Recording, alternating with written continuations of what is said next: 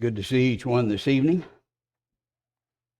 I would remind you of the question period that we plan after we're finished and dismissed tonight. Hope that some of you have some questions. You might want to make some notes as we go along. We're talking about creation science, and I think that's a subject that really needs to be stressed because it is so universally and consistently misrepresented by the media, the press, liberal judges. They don't have a clue, or at least they don't tell the truth if they do, because what you hear in the press ain't so. And I think that will be obvious before we're finished this evening.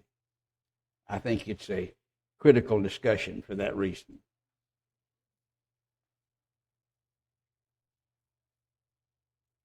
Maybe our graphics are working here. I'd like to begin with a statement that we find from one of the more prestigious biological associations in the United States. Receives a lot of our tax money and is promoting evolution, is primarily the purpose of it. And it makes a statement regarding, or they made a statement regarding creation science, saying because creationism, not creation, you got to put the ism in it to make it sound different from evolution. They don't say evolutionism, is based solely on religious dogma, almost solely on religious dogma, stemming from faith. And by faith, they mean not what we were talking about Sunday morning, but the perversion of that, the opposite of evidence. And this is their picture of the person relying on religious dogma. This is the creation scientist, according to him, rather than demonstrable facts. It's faith, it's religious dogma, rather than demonstrable faith. So it doesn't lend itself to the scientific process, which would be true if what they were saying about creation science is true, but it's not. When I'm talking about creation science, I'm talking about the scientific data. Sunday morning, we talk about what the Bible says, but there are a lot of people in this world who have been convinced that the Bible is not true, and if you try to quote it to them, that's not the way to go about it. You need to back up and start where they are. Peter preached to people on the day of Pentecost who believed the Old Testament, and so that's where he went. That wouldn't have worked on Mars Hill when Paul was preaching to the philosophers in Athens, and so he started quoting from their poets and their scientists of the time. We need to start where people are and try to bring them to the truth. But if we go with the scientific data, which is all you can do in the schoolroom, you can't preach salvation, Acts 2, in the science classroom.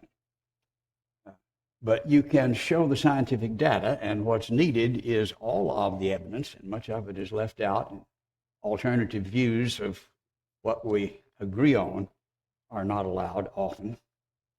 But we're talking about scientific data, and I think we need to learn how to do that. Demonstrable facts, that's my definition of creation science, and I think that will become obvious before we're finished tonight. How do you look at the physical evidence and distinguish between creation and evolution?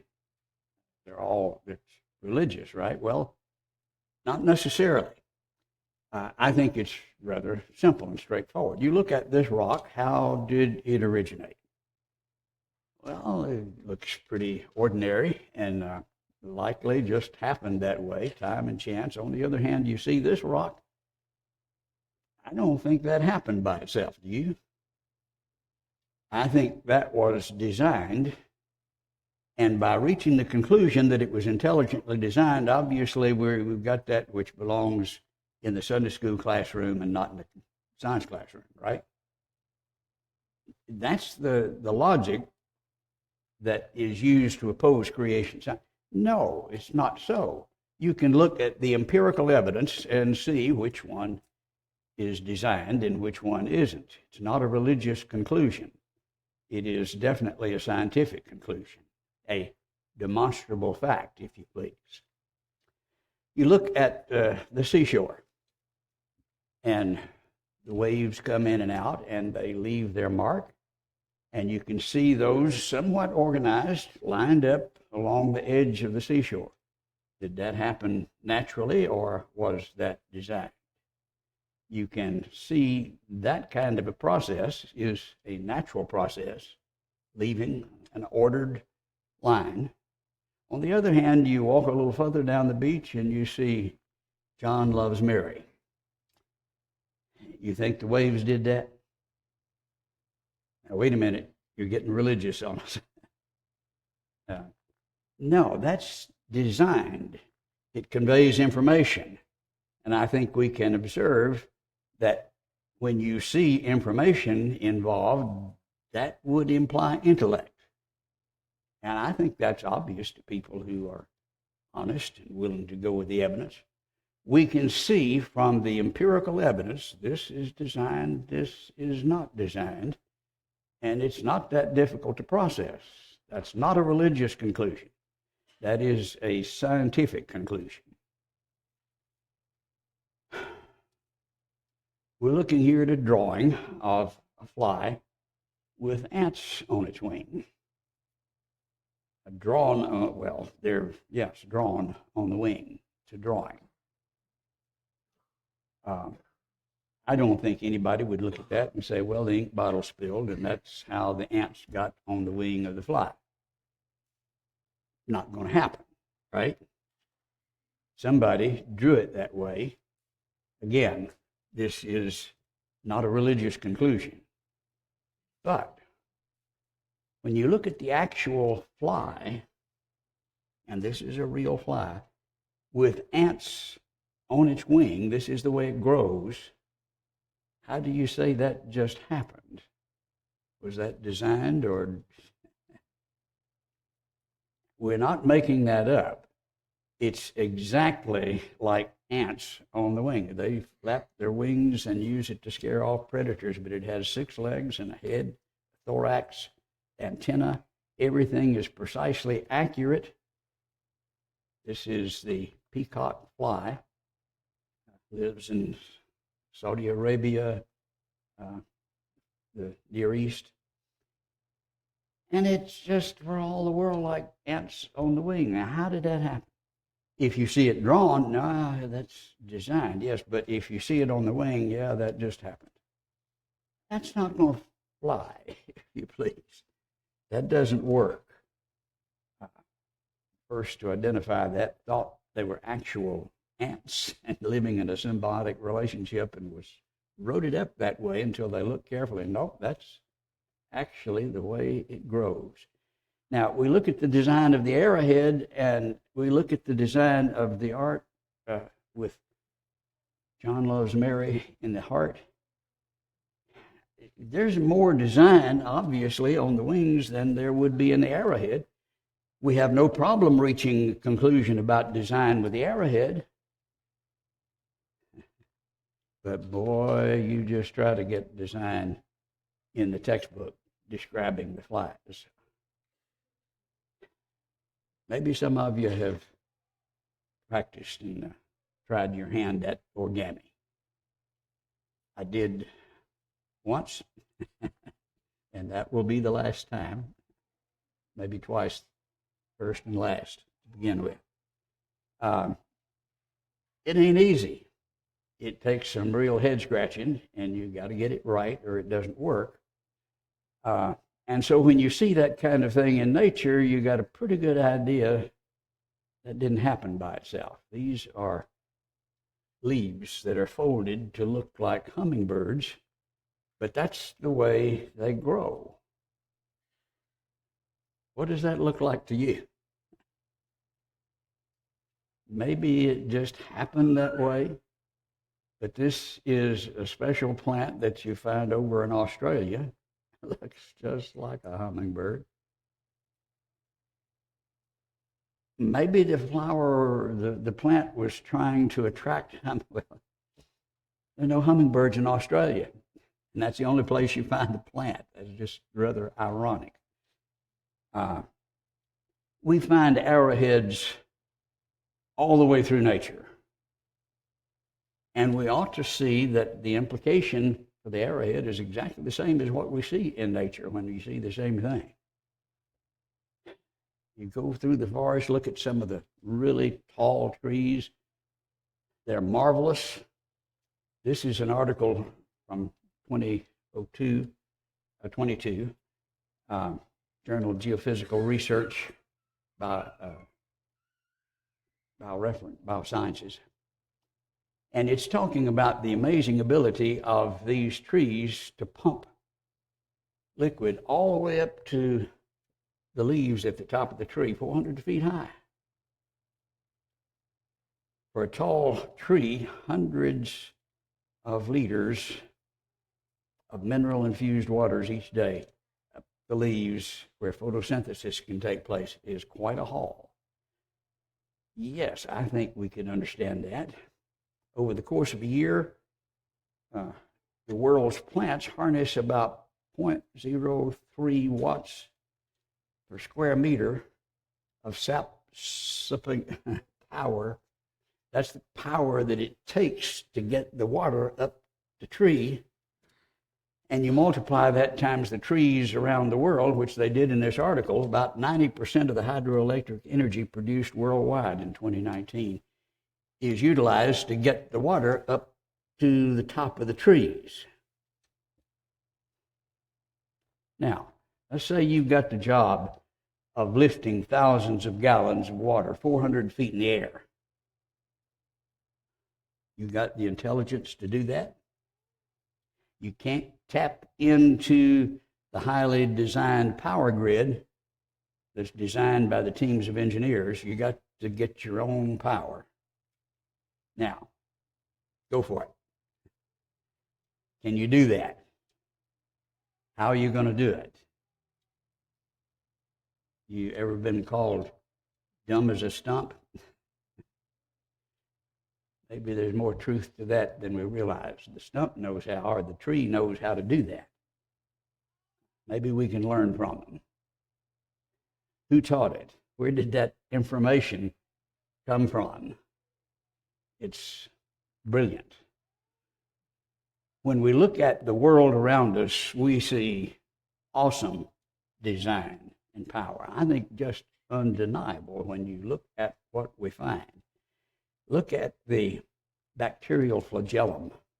This is the tail on the end of the bacteria, which has gained fame from the use made of creationists for good reason. Notice the description here in 2017.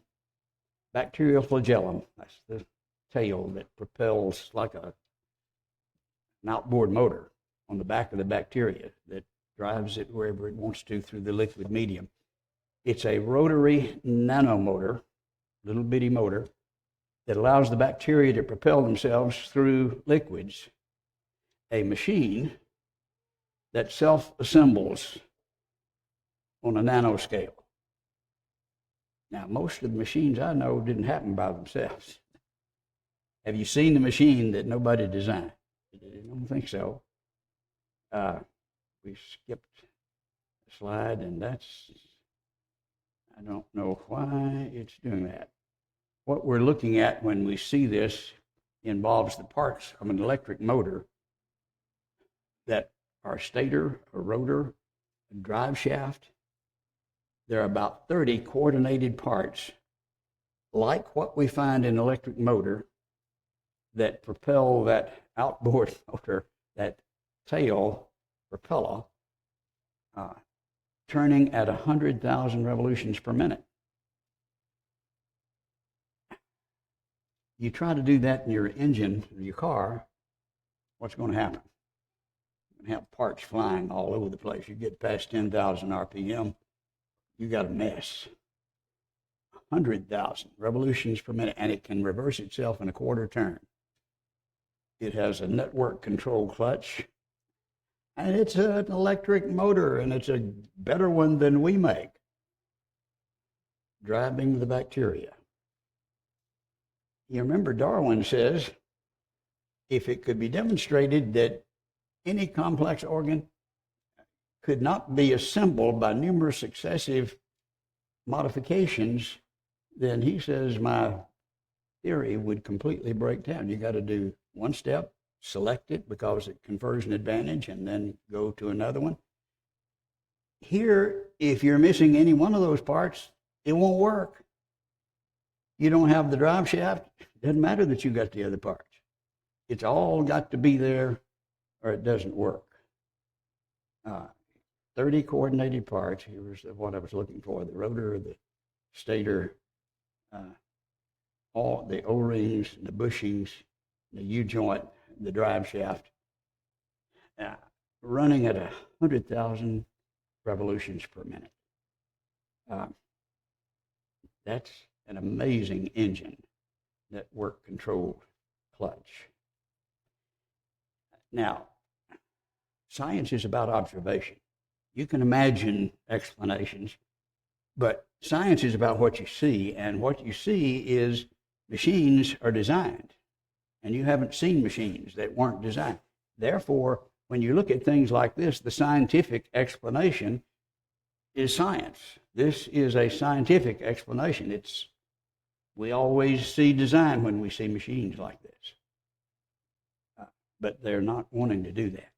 And what we're learning about the complexity of that, quote, simple cell is just blowing our minds. The information is exploding. Ernst Haeckel was contemporary with Darwin. He was trying to contend for Darwin at that time, and he was pointing out that the cell is not that complex.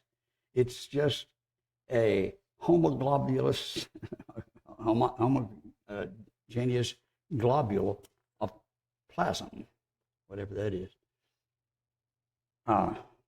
He talked about protoplasm. That's the cell. That's his explanation. Well, let's just consider a cell that was described recently in Cell Systems, a part of the Nature system. Yeast, which has been subjected to the most comprehensive analysis. It's about the size of a bacterium. Let's look at that cell. A simple cell, just bowl of jelly? Not hardly. Now get your mind around that if you can. 210 trillion molecules involved in one yeast cell. And it's not just molecules piled together, they're organized into 42 million proteins. Protein is a machine involving, of course, a number of those molecules organized, 210 trillion organized into 42 million machines. And that's exactly the way they're described in this secular journal. Spinning to and fro about various axes. We thought 100,000 revolutions per minute was something. This is 1 million rotations per second. Now, if that doesn't boggle your mind, you're just not boggleable. That's what's going on in a completely organized system in one yeast cell.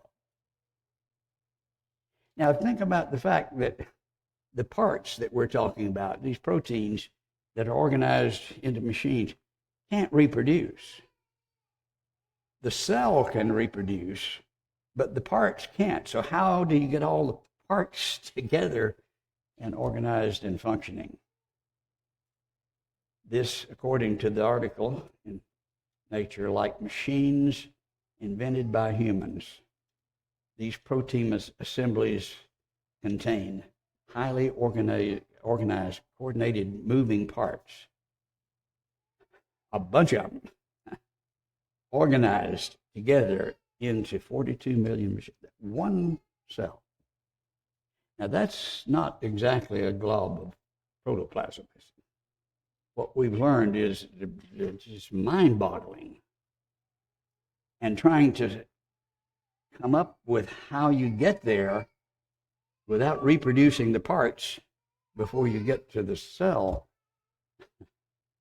that it, as we read here from Richard Lewontin, one of the more famous biologists from Harvard, no living molecule is self-reproducing. Only cells may contain the necessary machinery for self-replication. You got to have the whole cell before you get to replication. Without the protein-forming machinery, nothing can be made.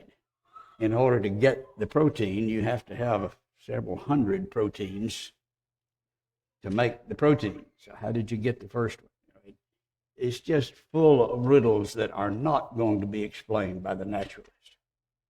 It's a picture of God saying, nah, nah, nah, nah, nah, nah. There is no way you're going to get here naturally. This is not going to work.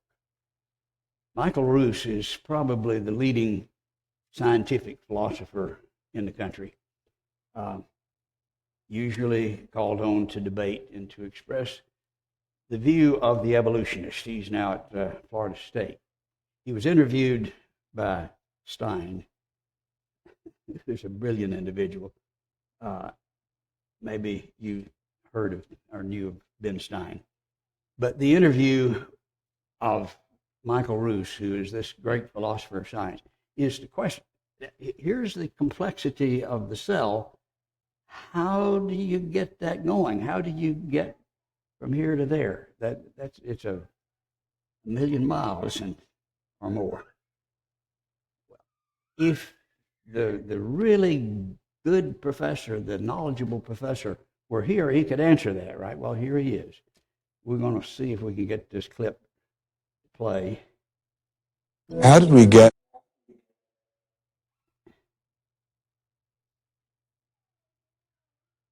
Maybe we got started. How did we get from an inorganic world to the world of the cell? Well, one popular theory is that it might have started off on the backs of crystals. My crystal ball. Molecules piggybacked on the back of crystals forming, and that this led to more and more complex. But of course, the nice thing about crystals is every now and then you get mistakes, mutations, and that this opens the way for natural selection. But at one point there was not a living thing, Yeah. and then there was a living thing. How did that happen? Well, this is I've just told you. And I don't see any reason why you shouldn't go from very simple to more and more complex to more and more I complex. don't either, but I don't know how you get from mud to a living cell. That's my question. Yes, well, I've told you. I think it was on the Try back one of more crystals. time. On the backs of crystals. Of the backs of crystals is at least one hypothesis, yes. So that's your theory, and you think that is more likely and less far-fetched than intelligent design? I think it is. Well, now you know. This is the best explanation that they've got, comparing it to crystals, which themselves don't reproduce. But somehow you're going to get on the back of the crystal and get the cell that we're talking about. Look at the illustration of this kind of prejudiced thinking. Here's the scientist. He looks at a rock chip and he sees, yeah, there's a chip out of the side of this. Somebody's been working it. And so it's shaped. This is a prehistoric tool. There's intelligent design. He can discern that from what he's looking at. He might be right. But then the same fella looks at the yeast cell, and there you see 42 million machines organized and functioning together with 1 million rotations per second, and you don't see any intelligent design. Does that make sense to you?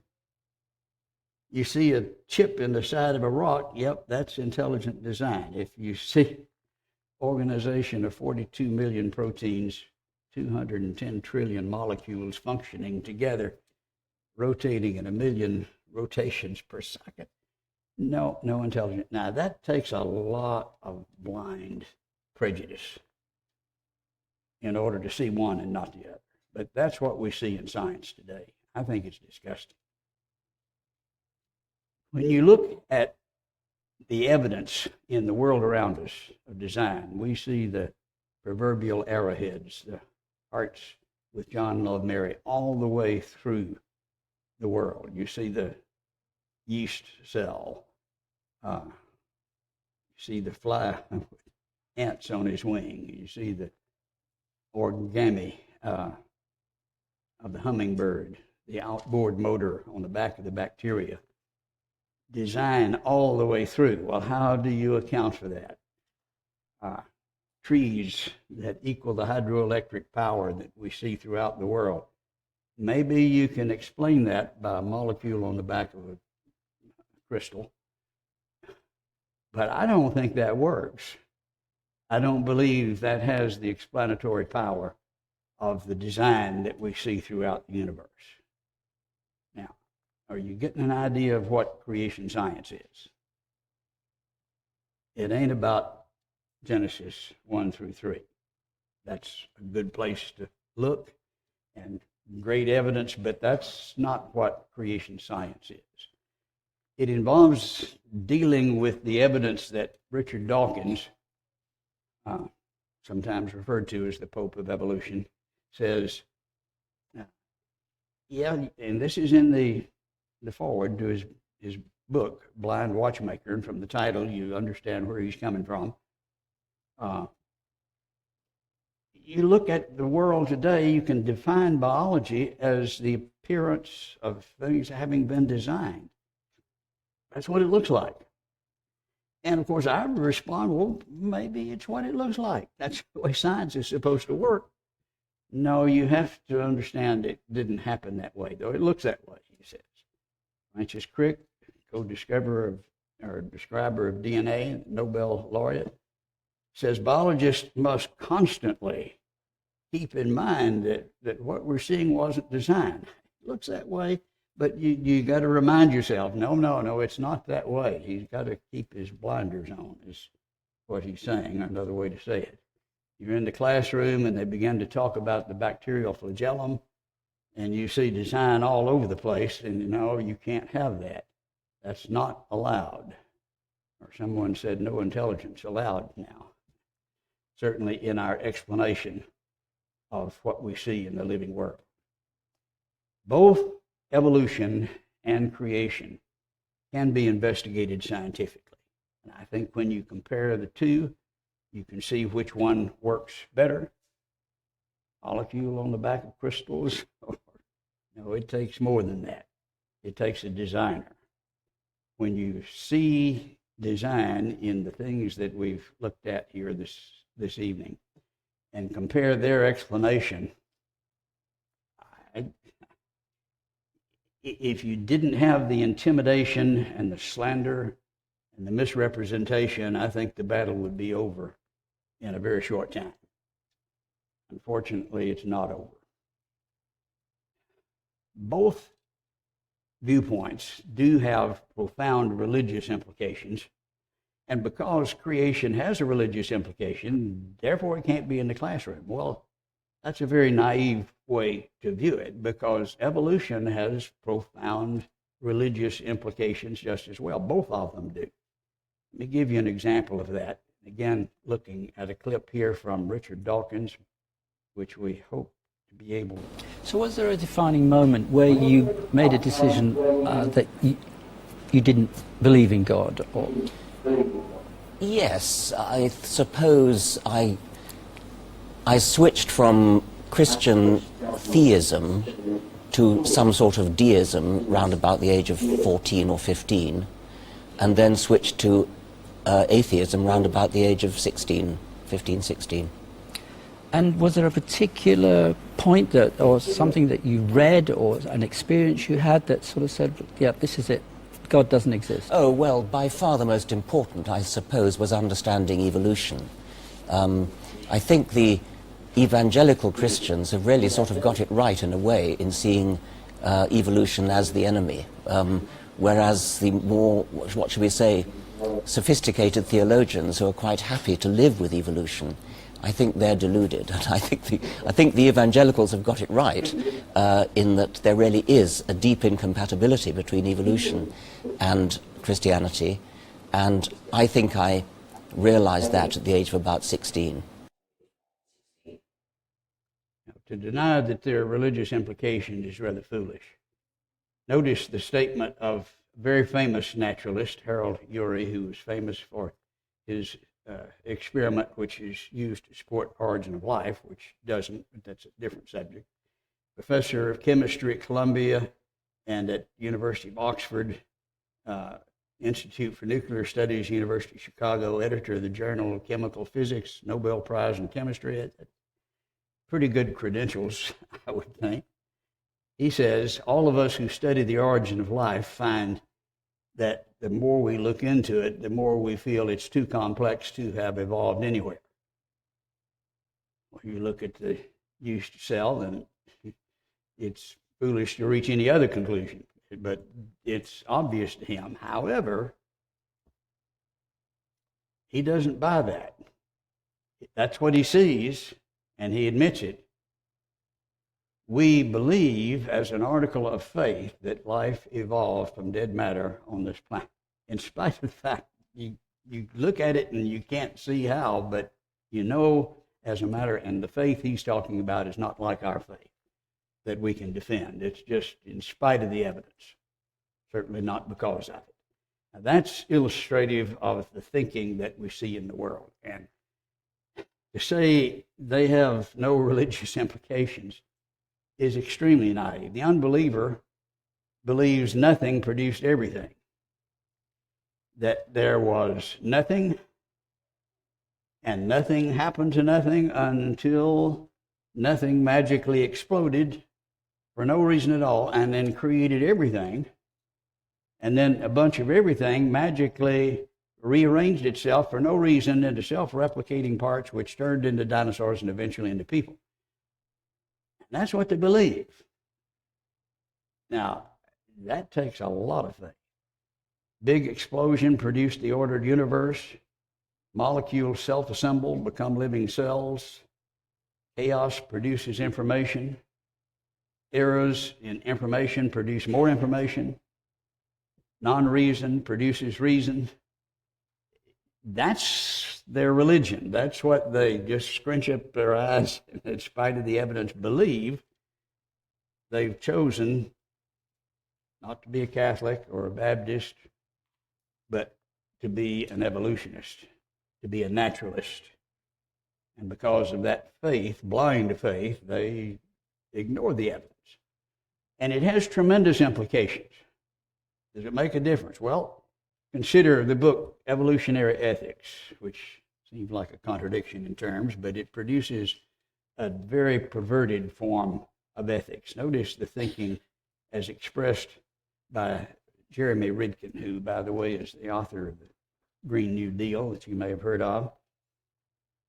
He said, and this is the kind of thinking that comes from his atheistic viewpoint. We no longer consider ourselves to be guests in someone else's home, and therefore obligated to make our behavior conform with the pre-existing cosmic rules.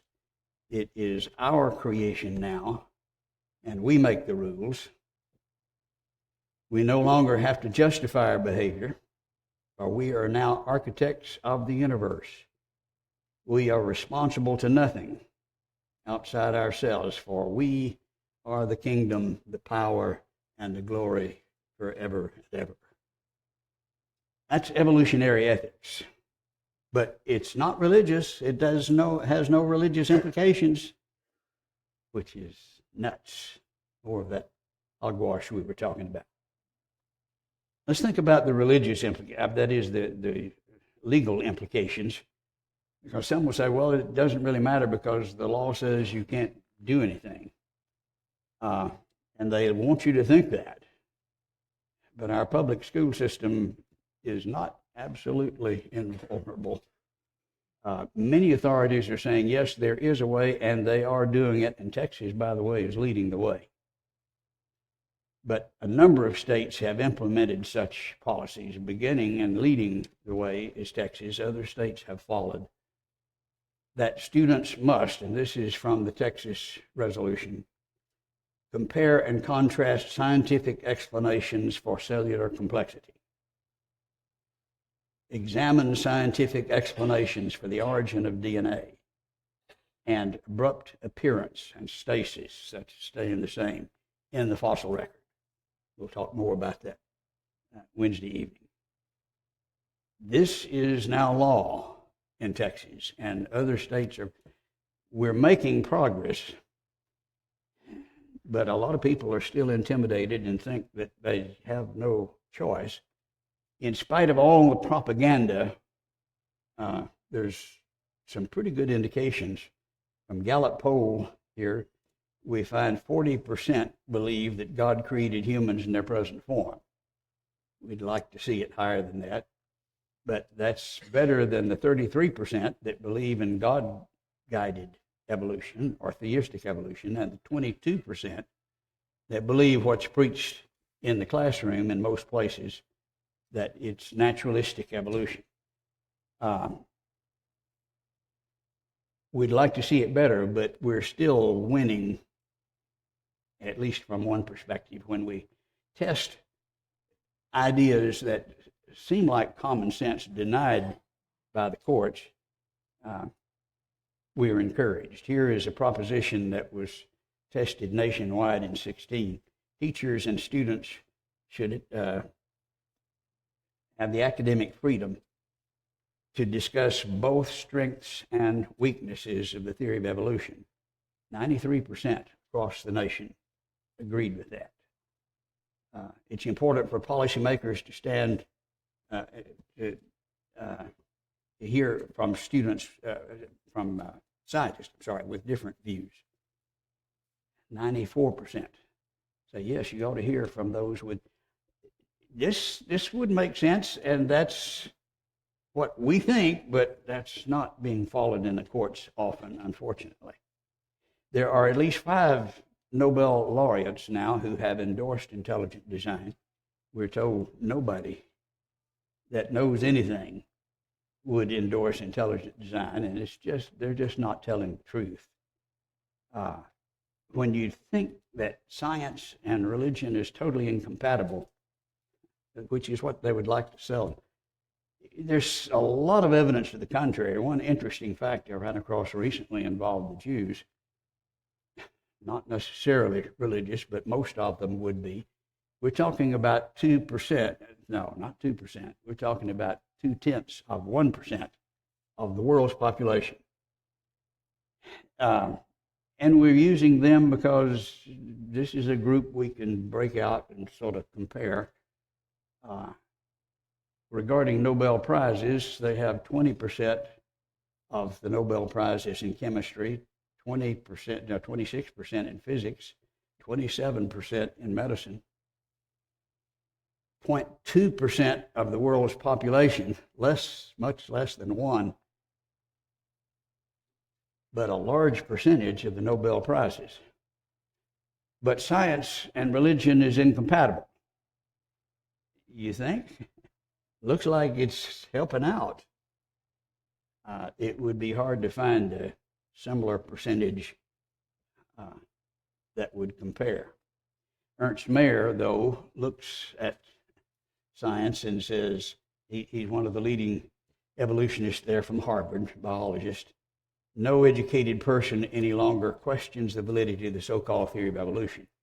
This is what's preached in the classroom, and students are intimidated, and it's just not so. And I know he knows it's not so, but you still hear that preached, and it's obviously untrue. It's a fact. Here is Richard Dawkins, who tells you how to deal with that. You see the evolutionist winning, and now even Nobel laureates are jumping on board. Well, you go beyond humorous ridicule. He's the leader of the evolutionist, the Pope, according to some of them. Sharpen our barbs, points where they really hurt. I think they're likely to be swayed by a display of naked contempt Nobody wants to be laughed at. Nobody. Uh, Here is the tactic that is just disgusting. Contempt. Uh, the butt of the jokes. And this is the way they maintain their position in science. We look at Darwin, who said the fair result can be obtained only by stating and balancing facts and arguments on both sides of each question. I don't like to find myself on the same side with Darwin, but I think he's right, and he's very different from those who are losing the battle and fighting back unfairly. And if you had time, I could give you some disgusting examples, including me with some of their efforts. Let's define our terms, and this is looking at both sides. Let's consider what's being said and some of the arguments that are being made before we conclude. The term macroevolution and micro describes little bitty changes and big changes, but we're talking about horizontal variation within the kind that we see in the world around us, which is often pointed to as evidence of evolution. You see variations, and from a common kind, you can produce most of these within 25 to 30 years. That's not the issue. We see horizontal variation. The issue is a common origin producing different kinds. That's the macroevolution. And that is the issue, and that's what cannot be demonstrated, the change from one kind to another kind. And if you make the distinction between those two factors, those two viewpoints, you eliminate about 80% of the argumentation. And I can illustrate that.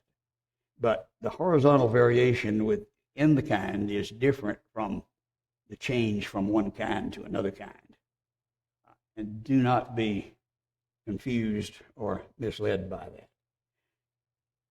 The way to appropriately proceed in a scientific discussion that would be creation science is described in science as model comparison. You look at the evidence from various fields of science in biology and microbiology and physics and geology, anthropology, as it would relate to creation, as it would relate to evolution, which one explains the facts best. And that's the way, I mean, you don't observe either one happening, and so you can't reproduce evolution in the classroom, ape to man. You can't put that in a test tube or redo it, but you proceed with model comparison, which is basically saying which one explains the data best, sometimes referred to as Occam's razor or principle of parsimony, terms that biologists may be familiar with. Here's the facts. Which one works better? That's just fundamental science. And using that methodology, let's look at what Darwin saw and see which works better. And we've lost a picture here, and I'm not sure how or why, but I'm probably going to need some help. Something disappeared. Can we see what happened here? May have punched the wrong button. What's that? Okay, it's not back for me. We're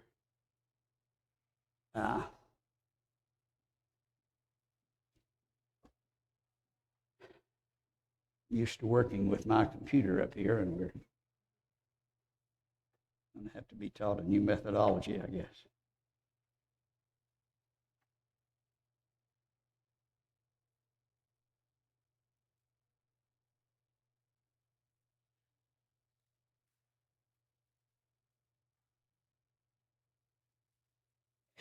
You are holding my time, right?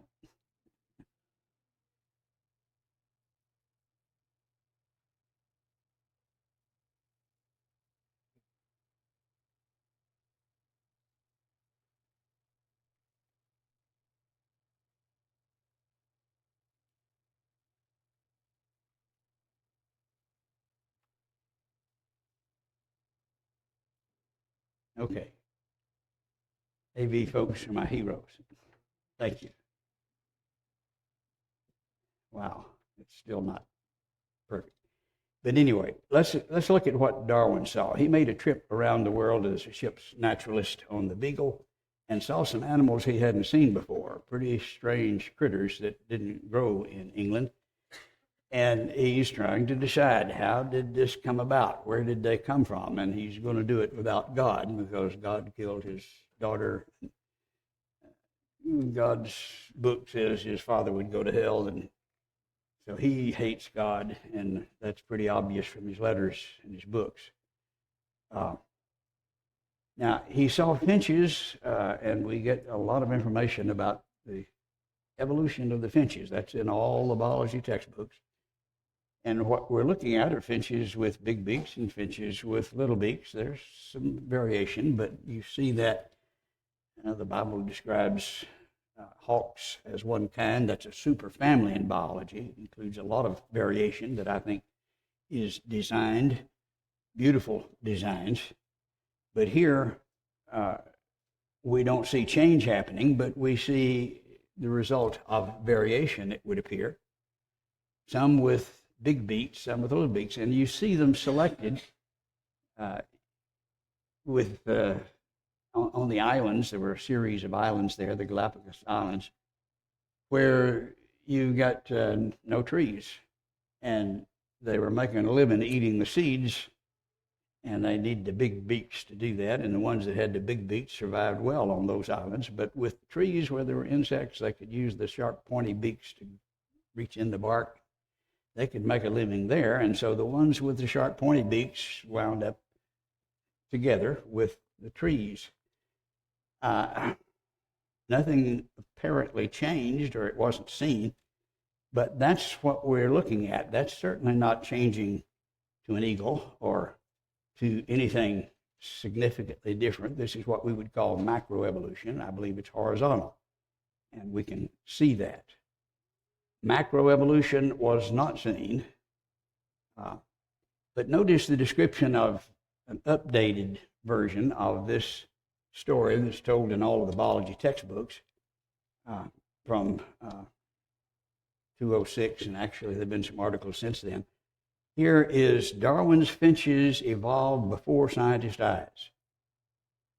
Okay, that's the kind of evidence we'd be looking for if we're able to see that. And we're about to get this to run like it's supposed to. He says we have observed evolutionary changes driven by competition for resources. Okay, this is what we're looking for. What do we actually see? The rest of the story shows that they're talking about the shrinkage of beaks during a drought. And they saw the shrinkage, they said, though that shrinkage didn't happen, it was selected. The relative numbers of beaks, the two sizes were there to start with, but you got more of the smaller during the drought and less of the bigger. And so that's what they're talking about, a change in the relative numbers. Nothing new at all, only the relative numbers, which they acknowledge, and you can see when you read the article. Then we find that speciation is undone. It's going backwards now. And while you don't see this in the textbooks, you'll see 14 species that he identified. Now then, it's down to 2 as a result of other droughts and changes in the environment. It is reversible, which is a picture compatible with horizontal variation, which was our definition of it. It goes this way, and it goes that way, and it goes back. And it's not accumulating and producing anything significantly different. They're not eagles or anything different. But you still see the propaganda continuing. This is 2018, the Bird's evolutionary biologist most celebrated example of natural selection. All you got is a change in relative numbers of beak sizes, And that's the most celebrated example they got. They may be right. But I don't think that's significant as far as our issue is concerned. We need to look at what Darwin did not see. He didn't see a bird dog, did he? Or a cowbird, or some of the things that we laugh at and we think, nah, that's silly. You can't see anything like that. We see beaks that get a little bigger. No, they don't get bigger, but you select the ones that are bigger or smaller. Well, that's not going to help. And what would help, you don't see. And when you see it pictured, you laugh. That's not happening. What you see, what Darwin saw, was an example of horizontal variation. It goes this way, and then it goes that way, and then it comes back, and it's not changing from one thing to another. Horizontal variation within the kind that we observe is not an issue. Then in our textbooks, we see the example of the pepper moths. These two examples are the primary examples in all of the biology textbooks. Before the Industrial Revolution, when the tree trunks were gray, then the black moths stood out. And the theory is they got it. If the camouflaged lighter color ones were hidden, they didn't. After the Industrial Revolution, then the situation reversed and the black ones were camouflaged. And we do appear to see some change in relative numbers. That's the way it's quoted, though there's some reasons to question that, as we'll see. But that's the example. Now, I think we have a good summary of that evidence by Matthews in the centennial edition of Origin of the Species. 100 years since Origin of the Species, a new edition, and he has the honor of writing the most famous biologist in England, and he's chosen to write the introduction. And if we can get this to go the right way, I'll show you what he said. He says in that original centennial edition, the peppered moth, Biston betulera, experiments do not show evolution in progress, for however the population may alter, all of the moths remain from beginning to end Biston betulera. They had light and dark ones to start with. They had light ones and dark ones to end with. The relative numbers shifted, but that's not evolution. And their most famous biologist said, nope, your primary example is not evolution at all. But we still see here in the International Wildlife Encyclopedia the most striking evolutionary change ever witnessed by man. I think they're right. That's it. And it's not impressive. You see the propaganda continuing. Jerry Cohn, who is one of the most vicious anti-creationists in the country, acknowledged this in Nature as he's analyzing Kidwell's experiments, who reproduced some of what Darwin saw. He said the most serious problem is that Biston betulera probably doesn't rest on tree trunks. Well, I've seen thousands of them on tree trunks in the textbooks. And how did they get there? They got pinned there for the photograph, and he points that out. And he's not on our side at all. Exactly 2 moths have been seen in such a position in more than 40 years. Well, now that's a problem, because that's the way they represent it as the argument. Here in Science, 2011, front page, peppered moth Biston betulera is one of the most widely recognized examples of contemporary evolutionary change. The best they got. And they're still preaching it. Here it is on the front page of American Biology Teacher, 2018. This is not old news. This is what they're continuing, and that's it. I think they ought to be embarrassed. What we do see is a shift in the relative numbers of pre-existing horizontal variations. I think that's an objective, fair, accurate description of what we see. And when you say it accurately, objectively, they're without evidence. Darwin observed variations. He saw small changes and assumed that those small changes would add up to the big changes. Now, that assumption, I think, has been tested and has been falsified. We look, for example, well, you can't test it because it takes millions of years, is the standard objection. But you look at fruit flies, which reproduce up to once every 2 weeks, new generation, and they've been doing that for decades in the classrooms, doing terrible things to these fruit flies, pulling their wings off and radiating them and exposing them to mutagenic chemicals, and they got the highest mutation rate of almost any other critter.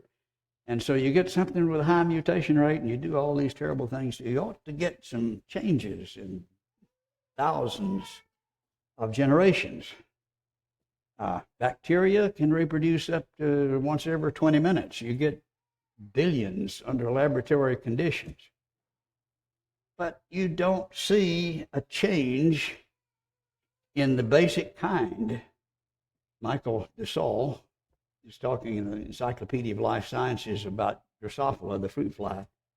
If mutation were a variation of value, then the evolution of Drosophila should have proceeded with extreme rapidity. It really mutates. The facts entirely contradict the validity of this theoretical deduction, for we have seen that Drosophila type has not been modified in any way. And he's talking back in the fossil record.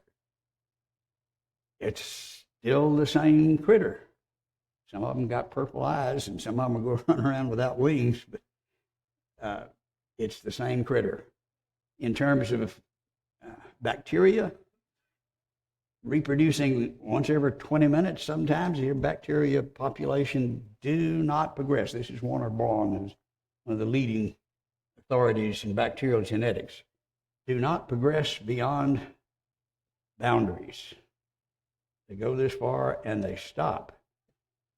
Here's a report of bacteria from the fossil record. They look the same as the bacteria of the same region from 2.3 billion years ago, which I don't buy, but let's play the game their way and see how it comes out. The bacteria reproducing up to once every 20 minutes for 1 billion years. Same thing. Hasn't changed. They are indistinguishable from our modern bacteria. You look in the inclusions of amber. We've got some of it back there in the displays. Here is a report from National Geographic, certainly not the friend of the creationist, reporting on a find of 356 animal inclusions from over 200 million years ago. Surprisingly, these microscopic organisms look familiar to today's scientists, who've undergone few or no physical changes. You look at the scorpion and you look at the mosquito back in the amber.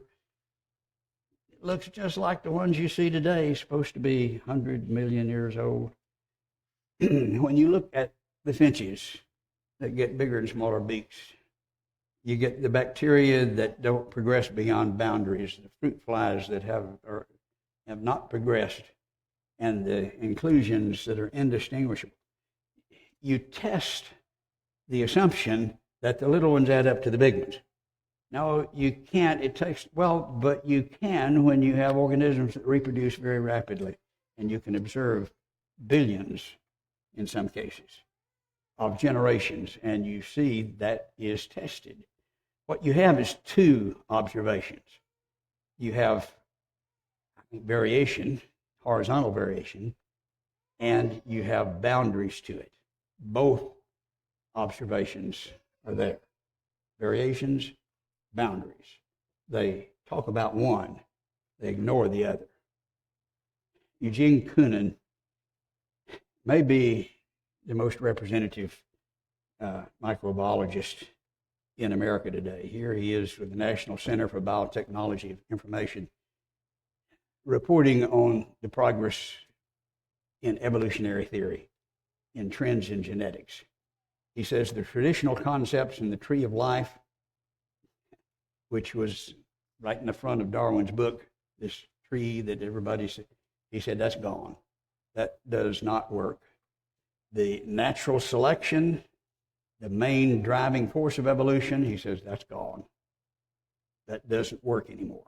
Now here's the leading authority. He says the modern synthesis, synthesizing Mendelian genetics with Darwinian natural selection, the modern theory of evolution has crumbled, apparently beyond repair. Not to mince words, the modern synthesis is gone. You won't find that in your textbook, but this is what the leading authorities in the field are saying today. It's gone. In fact, here in 2021, in the editorial in Science, survival of the fittest does not accurately represent the dynamics of evolutionary progress. Did you know that? That's reported in the leading science journal in the United States. In the editorial, you need to tell your biology teacher about that. That will surprise them. Creation science involves looking at the evidence, not just one side, but looking at all of the evidence. And when you do, I think there's no contest, but you think and evaluate which model works best.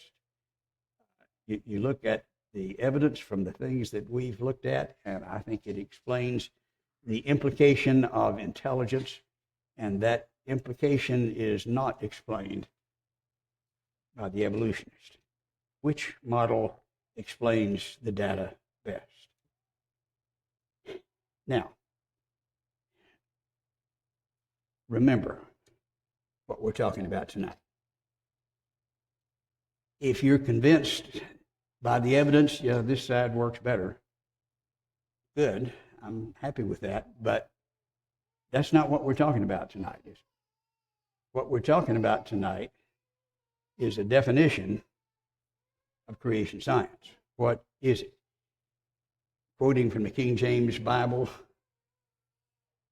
holy religious dogma. Is that what you heard tonight?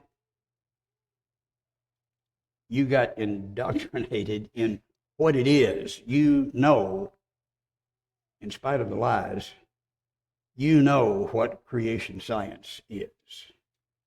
If you're impressed with the evidence, well, that's good. That's not what we were trying to do. What we're trying to do is show you what it's about and the kind of thing that we consider with creation science. And at this point, I think you know that people who say it's all about religious dogma are lying through their teeth. Why? I think I know why. They don't have any choice. They don't poison the well, tilt the field, they're going to be out the door. That's my prejudiced view. But now you know. Hopefully you were impressed with the evidence. I think there is abundant, undeniable, overwhelming evidence throughout our world. Arrowheads everywhere we look, indication of design. And when you face the Lord in judgment, you're going to have to answer to that. Why didn't you acknowledge your faith in the designer and in his son? We want to extend his invitation this evening to any who've not rendered obedience. Come confessing that faith, repenting of your sins, being baptized into